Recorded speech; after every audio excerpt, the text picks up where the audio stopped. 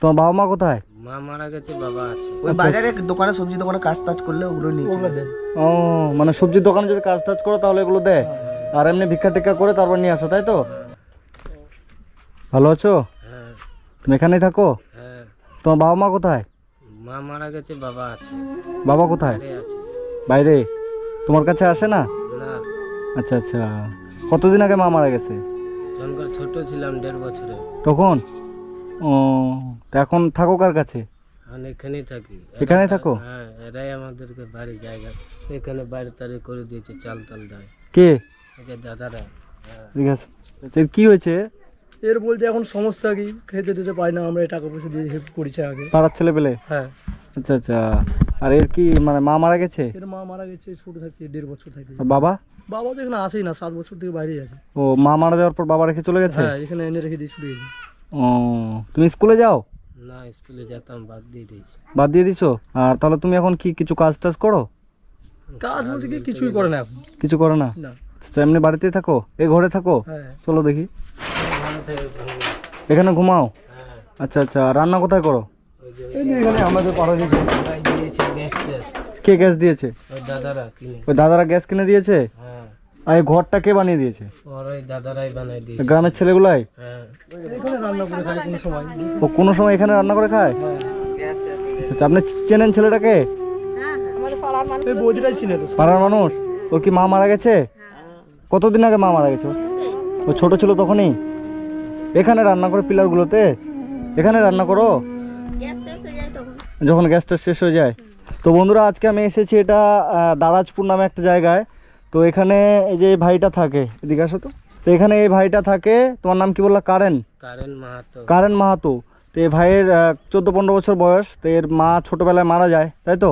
হ্যাঁ, কত ছোটতে মারা গেছো তুমি? 1.5 বছরই ছিলাম। তোমার যখন 1.5 বছর বয়স ছিল, মানে এর যখন 1.5 বছর বয়স ছিল তখন এর মা মারা যায়। তারপরে 7-8 বছর হচ্ছে এর বাবাও ছেড়ে চলে যায়।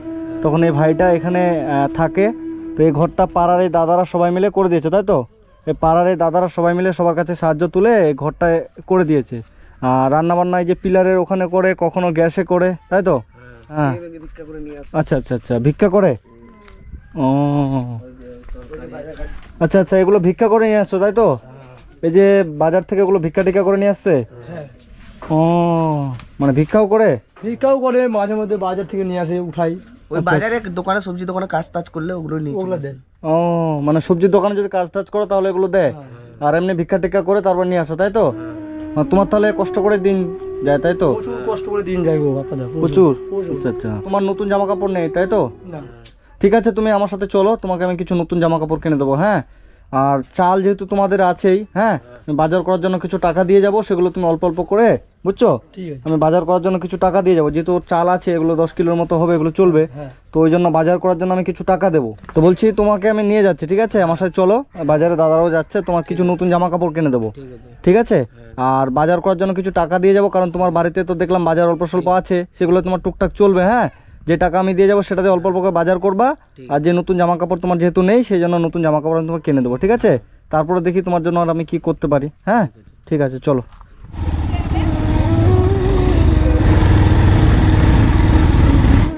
আসো ভাই।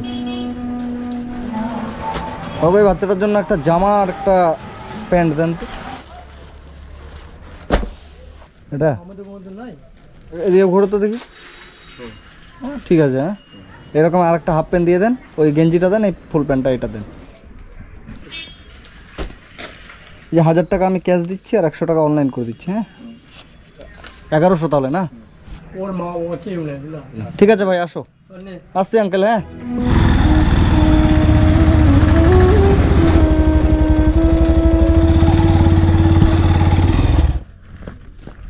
তো যাই হোক, তোমার জন্য জামা প্যান্ট তো ছিল না, যে নতুন জামা প্যান্ট নিয়ে আসলাম। হ্যাঁ।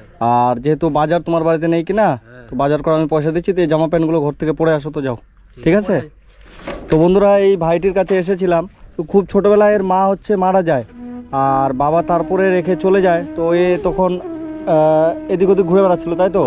তখন এই পাড়ার দাদারা মিলে ওদের এই জায়গাটাতে এদেরকে একটা ঘর করে দিয়েছে, এবং ছেলেটা বর্তমানে এখন যে এই ঘরটাতে থাকে, এবং এদের সবজির দোকানে যেখানে সেখানে কাজ টাজ করে, তো সেখান থেকে একে সবজি টবজি দেওয়া হয়, সেটা এনে রান্না করে। মা মারা যাওয়ার পরে বাবা কলকাতা চলে গেছে এবং ভাইটি এই যে এই ঘরের মধ্যে এখানে ও থাকছে।